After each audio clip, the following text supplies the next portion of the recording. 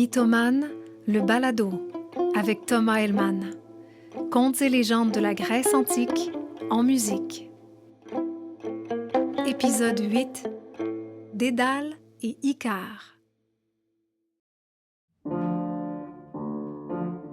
Minos, le roi de Crète, était furieux.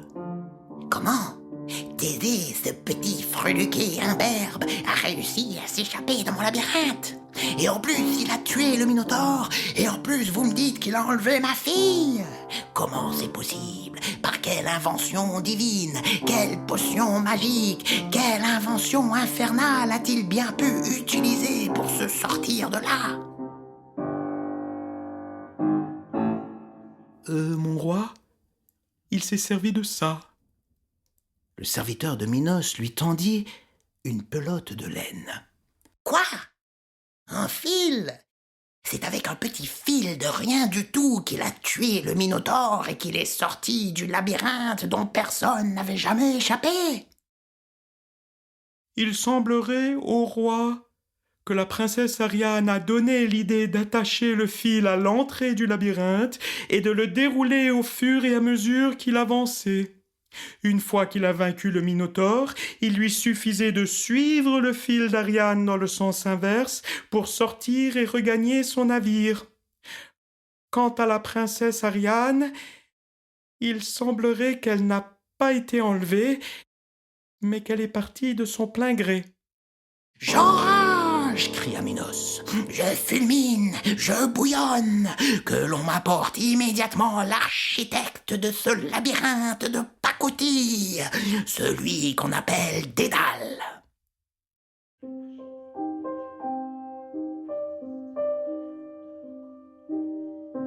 Dédale, c'était un architecte légendaire. Un artiste, un inventeur connu de tous. Il avait construit des palais fabuleux, inventé toutes sortes d'objets comme la hache, la scie, la colle et le vilebrequin. Ces sculptures étaient si ressemblantes, si vivantes, qu'un jour Hercule lui-même, croyant que l'une d'elles était en train de le narguer, la pulvérisa de son poing. Mais sa plus grande création, la plus célèbre, c'était le labyrinthe de Crète.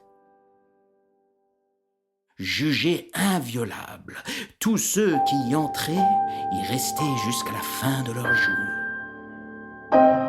« Oh, Dédale, dit Minos, ton labyrinthe inviolable, eh bien, il y a un petit freluquet de rien du tout qui s'en est sorti avec une pelote de laine. Tu m'as bien entendu? Une pelote de laine. » Dédale n'était pas surpris, car c'était lui-même qui avait donné l'idée à Ariane quand elle était venue le voir en pleurs. Il avait été touché par la pureté de l'amour de la jeune princesse et par son dévouement envers Thésée. Il n'en dit rien à Minos. « Tu l'as construit, ce labyrinthe, hein? Tu dis qu'il est sans faille, hein? Eh bien maintenant, tu vas aller le tester, tiens. »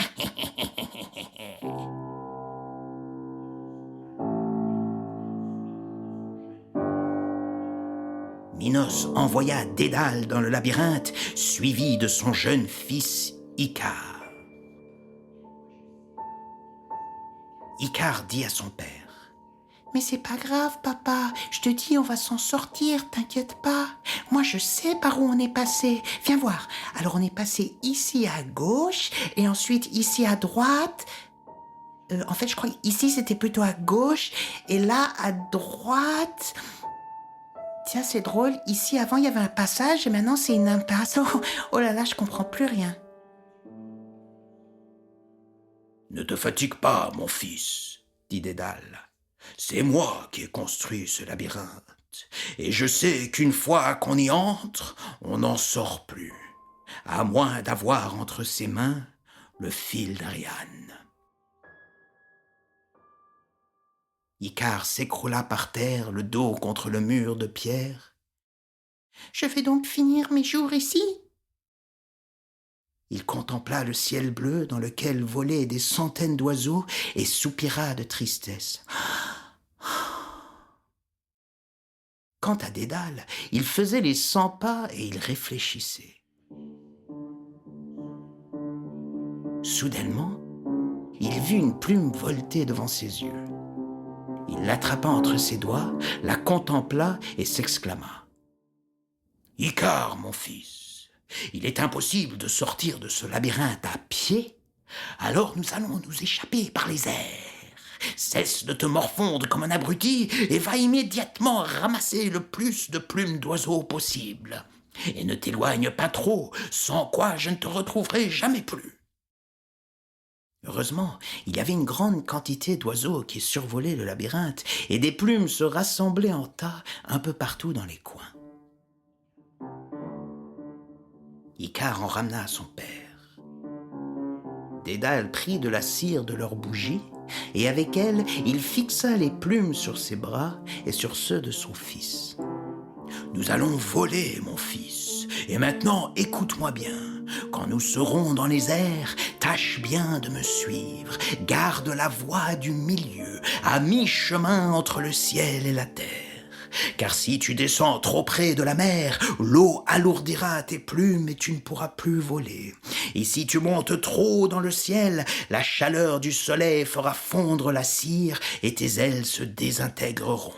Tu as bien compris ? » « Oui, oui, papa, j'ai compris. Bon, on peut y aller maintenant, hein? On peut y aller. » Allons-y.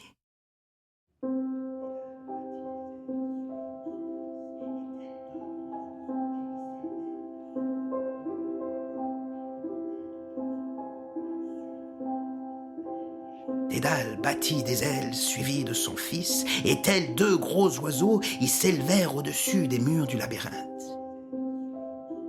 Ils montèrent de plus en plus haut, survolèrent la ville. Les gens n'en croyaient pas leurs yeux. « Mais c'est l'architecte et son fils! C'est pas possible! Ils volent! Pour la première fois de l'histoire, il y a des humains qui volent! » Ce n'étaient plus des hommes, ils avaient l'allure de Dieu. Même Minos, sur le balcon de son palais, essayait de rester furieux, mais il était émerveillé. « C'est incroyable! Ah non, c'est incroyable! Oh, mais je suis furieux, mais c'est incroyable! Je suis furieux, mais oh là là, qu'est-ce que c'est beau! » « Regarde, papa !» dit Icare en riant. « Tout est minuscule, vu d'ici. Les gens diraient des fourmis, j'ai envie de les écraser. Hi, hi, hi. » « Reste tranquille, mon fils. Garde le cap. Concentre-toi. » Ils survolaient la mer maintenant. L'horizon s'ouvrait devant leurs yeux. Icare était surexcité, ivre de liberté. Il montait de plus en plus haut. « Jamais plus je ne redescendrai parmi les hommes. Je veux rester dans le ciel pour toujours. Je veux caresser les étoiles. Je veux toucher le soleil. »« Icare, Icare, redescends !» criait Dédale. Icare dépassa les nuages, il montait encore, il n'entendait plus que le bruit du vent et ne voyait plus que la lumière aveuglante du soleil. C'était beau. Et plus il approchait de la lumière, plus elle pénétrait en lui. Il devenait lumière, il devenait chaleur, la puissance du soleil se mêlait à son sang. Icare ne voyait plus rien. Il ne voyait pas que la cire fondait et que les plumes se détachaient les unes après les autres.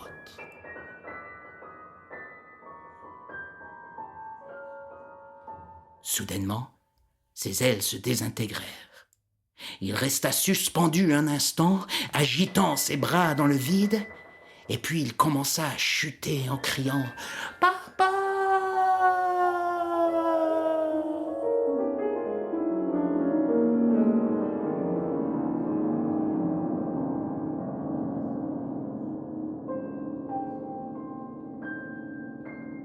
Dédale, impuissant, observa son fils chuter dans la mer et disparaître sous les flots, ne laissant derrière lui que quelques plumes flottant à la surface des vagues. Désormais, on appellerait cette mer la mer icarienne.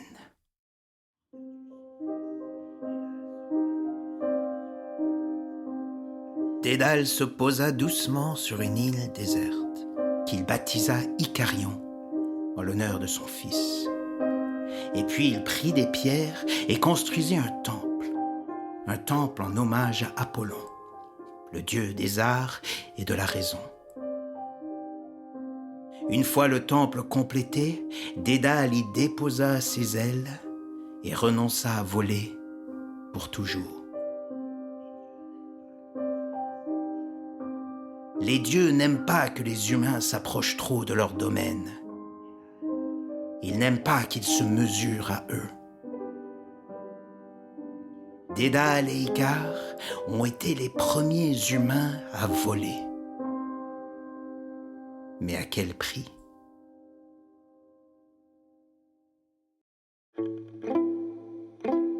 C'était Mythomane, le balado. Épisode 8, Dédale et Icare. Mixage, montage et musique du générique, Olaf Gundel. Narration et conseillère à la réalisation, Evelyne Charuet.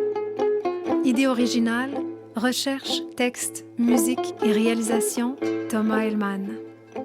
Pour plus d'informations, visitez thomashelman.com.